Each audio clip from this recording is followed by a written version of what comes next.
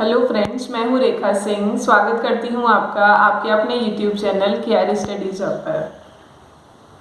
I hope आप सब अच्छे से इंटरव्यू की तैयारी कर रहे हो।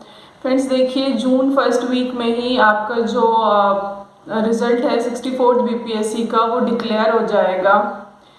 तो अब अपनी तैयारी को अच्छे से कीजिए, स्पीड अप कर दीजिए, जल्दी से कीजिए, क्योंकि रिजल्ट अनाउंस होने के बाद ज़्यादा टाइम नहीं मिलेगा इंटरव्यू के लिए। ठीक है, तो जो भी चीज़ें बाकी हैं उन्हें जल्दी से कंप्लीट कर लीजिए, राइट। उसके अलावा हमारा चैनल आपके साथ है। आपको जो भी प्रॉब्लम होगी, जिस भी टॉपिक में आपको दिक्कत आ रही होगी, उसमें हम हेल्प करेंगे। फाइन।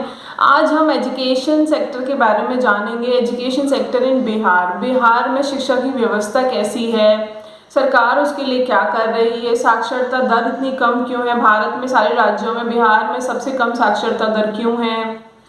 ठीक है, इस सब के बारे में आज जानेंगे शिक्षा व्यवस्था पे, क्योंकि बहुत सवाल उठते रहते हैं बिहार में। बिहार सरकार ने रिसेंटली अपने जो रिसेंट बजट था 2020 एंड 21 में जो लार्जेस्ट एलोकेशन था, बजट का जो सबसे बड़ा हिस्सा था वो एजुकेशन के लिए एलोकेट किया था। अराउंड 35,000 करोड़ का जो बजट एलोकेशन था वो एजुकेशन सेक्टर को दिया गया। तो इतना ज़्यादा बजट एलोकेट करने के बाद भी लास्ट ईयर प्रीवियस ईयर्स में भी काफ़ी बजट एलोकेट किया गया था एजुकेशन सेक्टर को, फिर भी जो एजुकेशन का जो स्तर है, जो व्यवस्था है, वो सुधर क्यों नहीं पा रही है। ठीक है, वहाँ इम्प्रूवमेंट क्यों नहीं हमें दिख रहा है, क्या लैक्यूना है, क्या लूप होल्स हैं, उनके बारे में आज हम जानेंगे। Fine.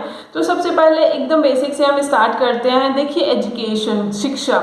Education is the most powerful weapon which you can use to change the world. देखिए, शिक्षा ही एक ऐसा शस्त्र है जिसकी मदद से आप विश्वव्यापी चेंज ला सकते हो। ठीक है, बदलाव ला सकते हो। It's the only weapon. Nelson Mandela ने ये कोट हमें दिया था, कहा था कि शिक्षा ही एक ऐसा हथियार है, एक शस्त्र है जिसकी मदद से आप विश्वव्यापी बदलाव ला सकते हो। ठीक है, education is the most important tool for social, political, economic transformation. अगर सामाजिक तौर पर, राजनीतिक तौर पर, आर्थिक तौर पर अगर चेंज लाना है तो उसका जो आधार है वो शिक्षा है। जब तक लोग शिक्षित नहीं होंगे तब तक रोजगार उन्हें नहीं मिलेगा। ठीक है, अवेयरनेस उनमें नहीं आएगी। तो अगर सोसाइटी को बिल्ड करना है इन अ रियल मैनर तो हमें अपने लोगों को पहले शिक्षित करना होगा। Education is the foundation on which we build our future. Education ही वो आधार है जिस पर हम अपने भविष्य की रचना करते हैं। ठीक है, और जिस पर हमारा फ्यूचर बेस्ड है, जिस पर हम अपने फ्यूचर को बिल्ड करते हैं, that what we called an education. तो शिक्षा देखिए सबके जीवन में बहुत महत्व रखती है, बहुत महत्वपूर्ण भी है। फाइन। एजुकेशन को पावर भी कहा जाता है, शिक्षा शक्ति है ऐसा भी कहा जाता है।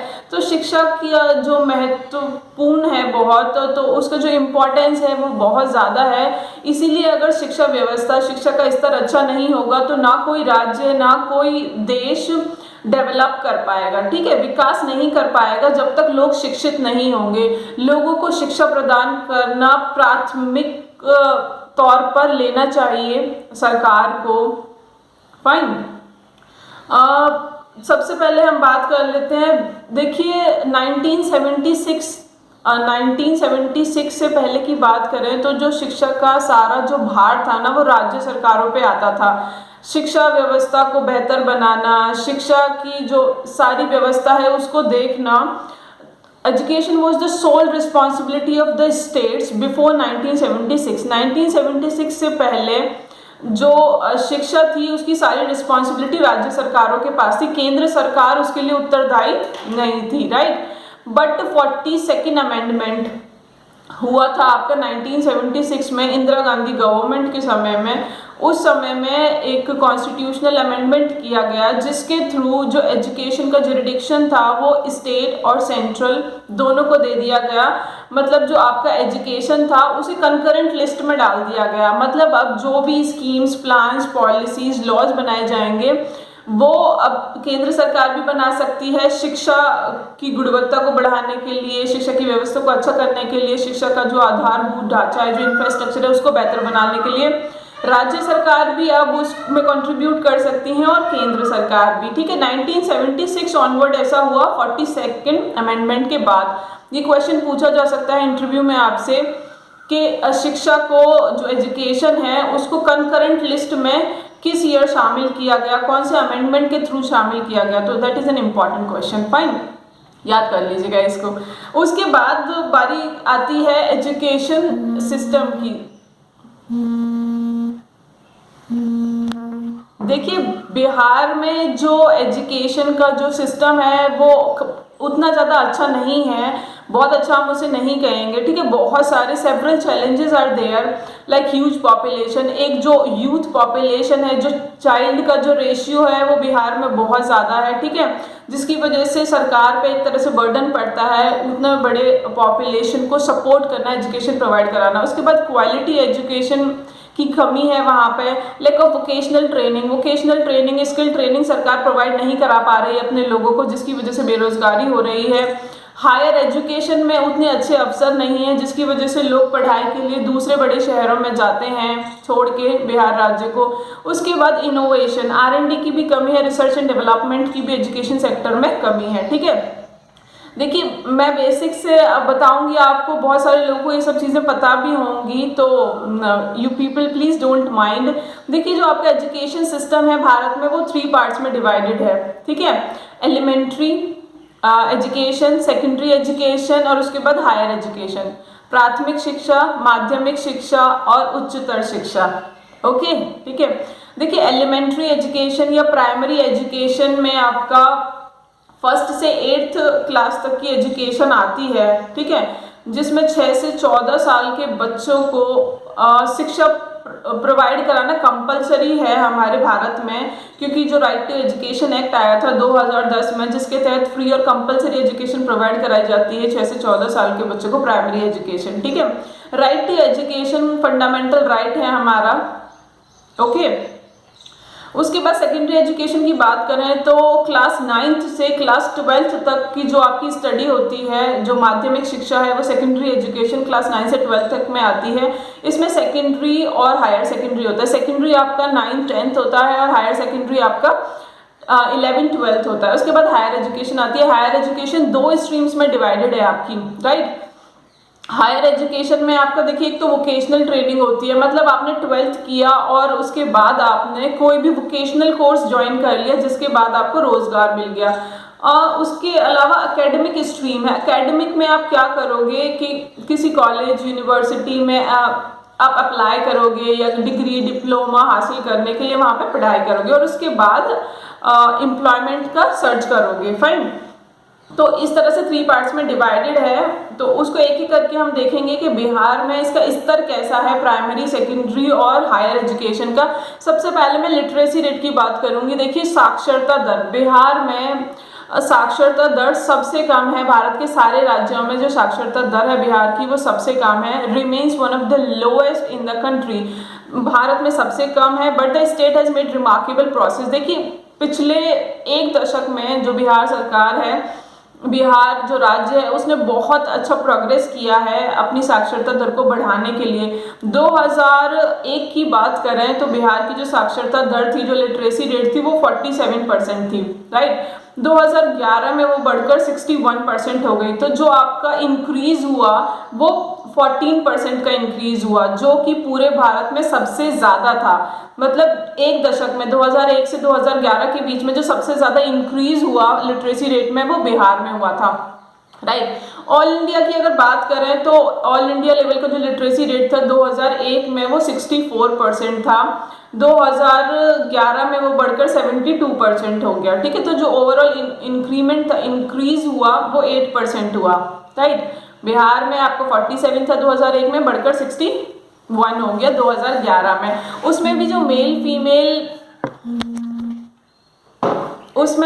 मेल फीमेल का जो लिटरेसी रेट है वो भी अबैसिमल है, क्योंकि देखिए जो फीमेल का लिटरेसी रेट है that is 51% in Bihar right now. देखिए 2001 की बात अगर हम करें तो मेल का लिटरेसी रेट 2001 में 60% था, तो महिलाओं का जो साक्षरता दर था वो 33% था। 33% महिलाएं बिहार में 2001 में साक्षर थीं, जो 2011 में बढ़कर 51% हो गया। 33 थी 2001 में और 2011 में 51 हो गई। ठीक है, मेल 2001 में 60% साक्षर थे और 2011 में बढ़कर वो 71 हुए। ठीक है, जो पुरुष थे उनकी साक्षरता दर में सिर्फ 11% की बढ़ोतरी हमें देखने को मिली।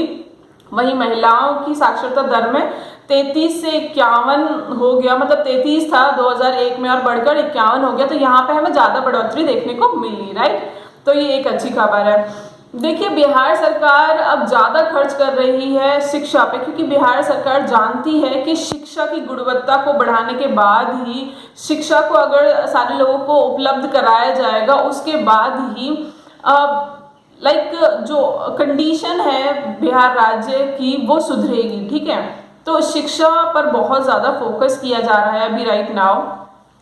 लोगों में अवेयरनेस फैलाई जा रही है शिक्षा को अटेन करने के लिए। देखिए अब एलिमेंट्री एजुकेशन की बात कर लेते हैं, प्राथमिक शिक्षा की। The total number of elementary school, Bihar में जो टोटल नंबर ऑफ स्कूल्स हैं 2017-18 का ये आंकड़ा है।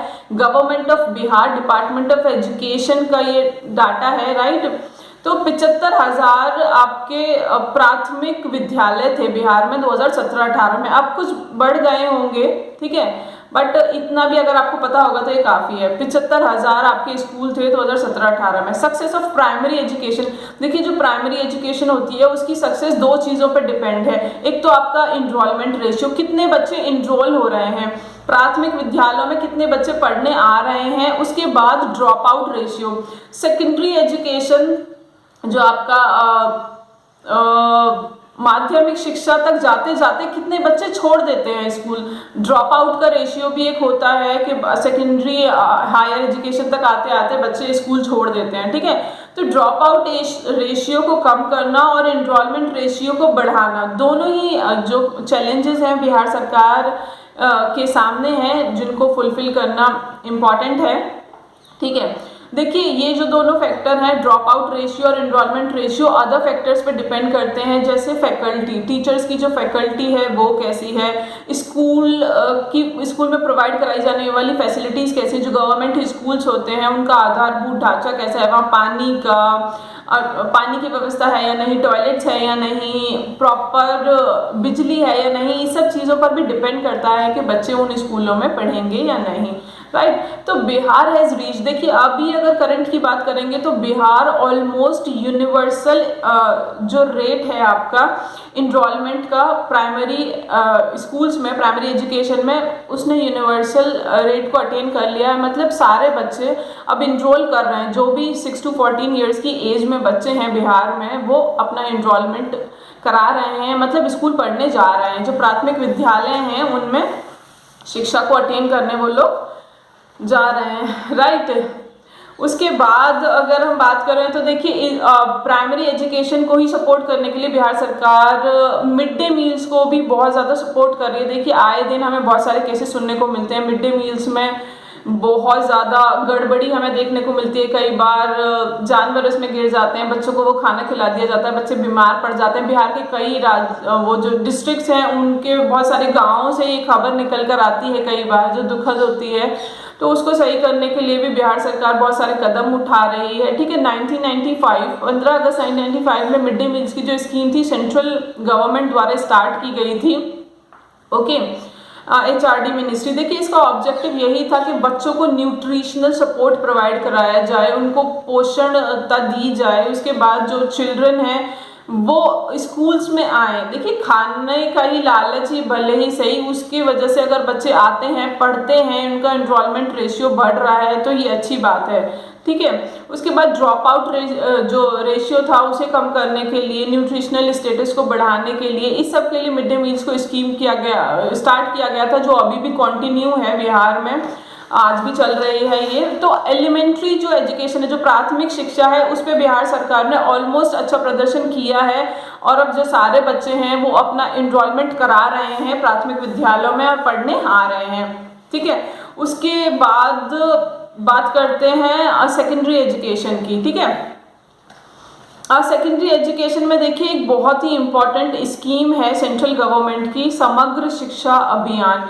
2018-19 के बजट में सेंट्रल गवर्नमेंट ने इस स्कीम को लॉन्च किया था, स्टार्ट किया था, for improving the school effectiveness and learning outcomes. देखिए लर्निंग आउटकम्स को बढ़ाने के लिए होता क्या था कि 5वीं का जो बच्चा होता था, जब इंस्पेक्शन होते थे स्कूल्स में, अचानक जो गवर्नमेंट स्कूल्स थे, तो 5वीं के बच्चे से अगर दूसरी क्लास की मैथ की बुक के क्वेश्चन सॉल्व कराए जाते थे या इंग्लिश की बुक पढ़ाई जाती थी, तो they were not able to read, वो नहीं पढ़ पाते थे। 5वीं का बच्चा दूसरी क्लास की जो किताब होती थी उसको नहीं पढ़ पाता था, तो जो इफेक्टिवनेस थी, जो लर्निंग आउटकम्स था, वो बहुत पुअर था। उसको सुधारने के लिए समग्र शिक्षा अभियान जो स्कीम थी उसको लॉन्च किया गया, जिसको बिहार में भी चलाया जा रहा है 2018-19 से ही, ठीक है। इसमें 3 जो पुरानी स्कीम्स थी उनको सबस्यूम कर लिया गया था, सर्व शिक्षा अभियान, ठीक है। ये तीनों स्कीम मर्ज होकर ही समग्र शिक्षा अभियान बनी थी। कौन कौन सी स्कीम्स? सर्व शिक्षा अभियान, राष्ट्रीय माध्यमिक शिक्षा अभियान, उसके बाद सेंट्रल स्पॉन्सर्ड स्कीम्स और टीचर ट्रेनिंग के लिए जो स्कीम चलाई गई, इन तीनों को सबस्यूम करके आपका समग्र शिक्षा अभियान स्कीम चलाई गई थी। सेकेंडरी एजुकेशन में गुणवत्ता को बढ़ाने के लिए, देखिए सेकेंडरी एजुकेशन आपका 9th से 12th तक का होता है। अगर 9th से 12th तक अगर बच्चे की एजुकेशन अच्छी हो गई, उसको गुणवत्ता, शिक्षा की गुणवत्ता अगर उसको मिल गई ना, तो वो आगे एक्सेल कर जाएगा, वो आगे अच्छे से परफॉर्म करेगा। बट अगर 9 to 12 उसकी एजुकेशन अच्छी नहीं रही, उसे गुणवत्ता, शिक्षा की गुणवत्ता नहीं मिली, तो वो अच्छा परफॉर्म नहीं कर पाएगा आगे की स्टेजेस में। तो इस पे फोकस करने के लिए इस स्कीम को चलाया गया था, ठीक है, जिसके लर्निंग आउटकम्स भी अब काफ़ी अच्छे निकल कर आ रहे हैं। उसके बाद हायर एजुकेशन की बात करें तो देखिए with an estimated population of young people, 18 से 23 साल की उम्र में जो युवा हैं बिहार में, उनकी जो पॉपुलेशन है वो 1.8 करोड़ है, ठीक है। बिहार नीड्स टू क्रिएट, जिसके लिए बिहार को एडुकेट अपॉर्चुनिटीज़ क्रिएट करने की ज़रूरत है हायर एजुकेशन में, क्योंकि देखिए जब 12th पास हो जाती है तो स्टूडेंट्स को हायर एजुकेशन भी करनी होती है, ठीक है। हायर एजुकेशन के लिए या तो स्टूडेंट्स कभी कभार बाहर चले जाते हैं बिहार राज्य को छोड़कर, क्योंकि वहाँ पे अच्छी एजुकेशन नहीं मिलेगी तो बाहर जाना पड़ेगा, मजबूरी है। तो उसके लिए बिहार सरकार ने बहुत प्रेरक कदम उठाए हैं। अभी करंट की अगर बात करें तो बिहार में 879 कॉलेजेस हैं, 33 यूनिवर्सिटीज़ हैं टोटल, जिसमें से 4 प्राइवेट यूनिवर्सिटीज़ हैं, राइट। 15 रिसर्च इंस्टीट्यूट्स अभी तक खुलवाए जा चुके हैं। जो टीचर ट्रेनिंग सेंटर्स हैं वो 60 हैं इन नंबर। इंजीनियरिंग कॉलेज की बात करें तो 34 इंजीनियरिंग कॉलेज हैं बिहार में। पॉलिटेक्निक कॉलेज की बात करें तो 54 पॉलिटेक्निक्स कॉलेज है।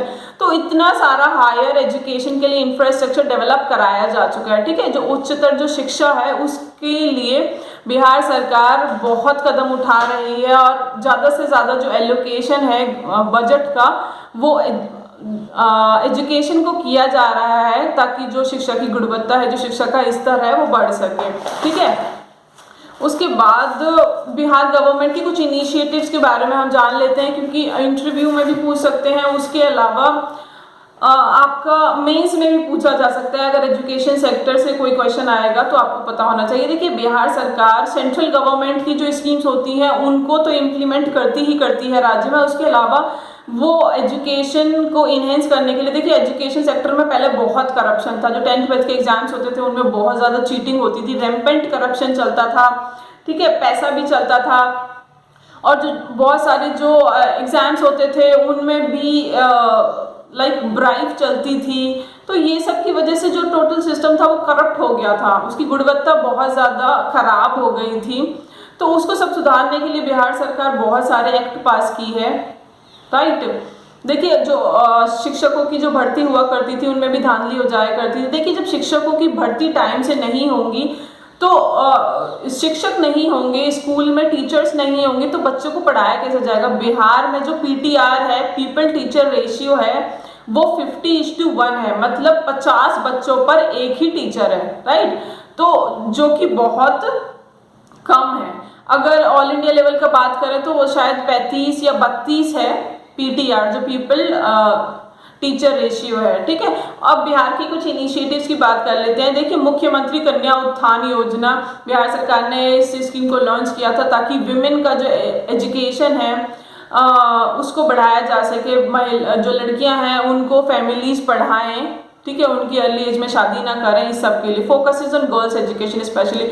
उसके बाद मुख्यमंत्री पोषक योजना, न्यूट्रिशन के लिए योजना शुरू करी गई थी। समग्र शिक्षा अभियान को तो चलाया ही जा रहा है बिहार में लर्निंग आउटकम्स को सुधारने के लिए। उसके अलावा new schools, colleges, universities, polytechnics और इंजीनियरिंग कॉलेजेस खुलवाए जा रहे हैं, टीचर्स ट्रेनिंग सेंटर्स खुलवाए जा रहे हैं ताकि ज़्यादा से ज़्यादा टीचर्स को ट्रेनिंग प्रोवाइड कराई जा सके। ठीक है, देखिए अभी जो बिहार में एट प्रेजेंट की बात करें तो 3,88,607 टीचर्स हैं जो वर्किंग स्टेज में हैं, जो पढ़ा रहे हैं। ठीक है, देखिए टीचर मेन कंपोनेंट होते हैं to ensuring the quality education. अगर टीचर्स नहीं होंगे तो क्वालिटी एजुकेशन बच्चों को नहीं मिल पाएगी। तो टीचर्स की ट्रेनिंग पे, अगर टीचर्स का रिक्रूटमेंट तो हो जाए, अगर सरकारी स्कूलों में टीचर पढ़ाएंगे ही नहीं तो बच्चों तक शिक्षा कैसे पहुंचेगी। ठीक है, तो उस पर फोकस किया जा रहा है। उनकी अटेंडेंस को चेक करने के लिए Bihar board of open schooling and examination is देखिए Bihar board of open schooling and examination जैसे NIOS होता है आपका, national institute of open schooling. देखिए जिस हिसाब से हम ग्रेजुएशन, पोस्ट ग्रेजुएशन, अपनी जो हायर एजुकेशन होती है उसे डिस्टेंट लर्निंग से कर लेते हैं, उसी हिसाब से स्कूलिंग भी डिस्टेंट लर्निंग से की जाती है। सेंट्रल लेवल पे पहले NIOS था आपका, national institute of open schooling. ठीक है, उसी की तर्ज पर, उसी की लाइन पर ही आपका Bihar board of open schooling and examination को शुरू किया गया। ये ऑटोनॉमस ऑर्गेनाइजेशन है created by the department of education of the Bihar government. Right, it's an open distant learning institution. इसके तहत जो बच्चे हैं बिहार राज्य के, वो अपना डिस्टेंट लर्निंग की मदद से भी पढ़ सकते हैं। अगर वो स्कूल नहीं जा सकते हैं किन्हीं कारणों की वजह से, तो वो डिस्टेंट लर्निंग की मदद से अपना 10th 12th कर सकते हैं। ठीक है, उसके लिए बिहार सरकार ने इसको स्टार्ट किया है। Mandate to reach the unreached. देखिए जो भी स्कूल तक नहीं पहुंच सकते हैं तो स्कूलों को उन तक पहुंचाने के लिए बिहार सरकार ने ये मुहिम चलाई है। तो so many schemes in the field of education are running for the backward class. देखिए जो बैकवर्ड क्लास के जो स्टूडेंट्स हैं, जो EBC हैं, जो SC हैं, STs हैं, दलित कम्युनिटी से जो आते हैं, उनके लिए भी बिहार सरकार प्रोत्साहित कर रही है उनको, ताकि वो शिक्षा को ग्रहण कर सकें, शिक्षा उन तक पहुंच सके। तो आपका बहुत सारी स्कीम्स उसके लिए चलाई जाती हैं, जैसे मुख्यमंत्री अल्पसंख्यक विद्यार्थी प्रोत्साहन योजना, उसके अलावा बिहार राज्य अल्पसंख्यक आवासीय विद्यालय योजना, मुख्यमंत्री अल्पसंख्यक कल्याण छात्रावास अनुदान योजना, उसके अलावा chief minister backward classes merit scholarship scheme. देखिए बहुत सारी योजनाएं हैं बैकवर्ड क्लासेस के लिए तो बिहार सरकार ने जो चलाई हैं, जिसकी वजह से जो डिप्राइव्ड कम्युनिटी है वो भी आए और शिक्षा के स्तर को ग्रहण करें, शिक्षा को वो ग्रहण कर सकें और उन्नति कर सकें, अपने जीवन में आगे बढ़ सकें, जो रोजगार है उसको प्राप्त कर सकें। तो बिहार सरकार बहुत अच्छा कदम उठा रही है। देखिए आप प्रेज ही कीजिएगा जब आपसे पूछा जाए, क्योंकि देखिए घर को बनाने में या एक बिल्डिंग को बनाने में सालों लग जाते हैं, महीनों की प्रोसेस होती है, महीनों की उसमें मेहनत होती है, बट उसको गिराने में सिर्फ 1 मिनट लगता है या 2 मिनट लगते हैं। बुलडोजर ले आओ, आप एक बिल्डिंग पे चढ़ा दो, वो तुरंत गिरा देगा, बट उसको बनने में, उसके कंस्ट्रक्शन में बहुत समय लगा होगा। तो देखिए पहले से जो व्यवस्था थी वो बिहार में बहुत खराब थी, बट अब धीरे धीरे उसको सुधारा जा रहा है, तो आप प्रेज कीजिए। राइट, देखिए कमियों को गिनाना में कोई बुराई नहीं है, बट कमियों को सुधारा कैसे जाए इसके बारे में भी आपको पता होना चाहिए। और भी आपके जो एडवांस हैं, जो आप बताना चाहते हो शिक्षा की गुणवत्ता को सुधारने के लिए, वो भी आप बता सकते हो। कमेंट सेक्शन में मुझे लिखकर बताइएगा। वीडियो बड़ा हो रहा है, let me and the video. Thank you so much for watching the video. If you find it informative please press the like button. अब अगर आपको पसंद आया है तो लाइक बटन हिट कर दीजिएगा, और जो भी आपके डाउट्स हैं प्लीज़ कमेंट सेक्शन में डालिएगा। Thank you so much. Channel पर नए हैं तो चैनल को सब्सक्राइब कर लीजिएगा। Thank you.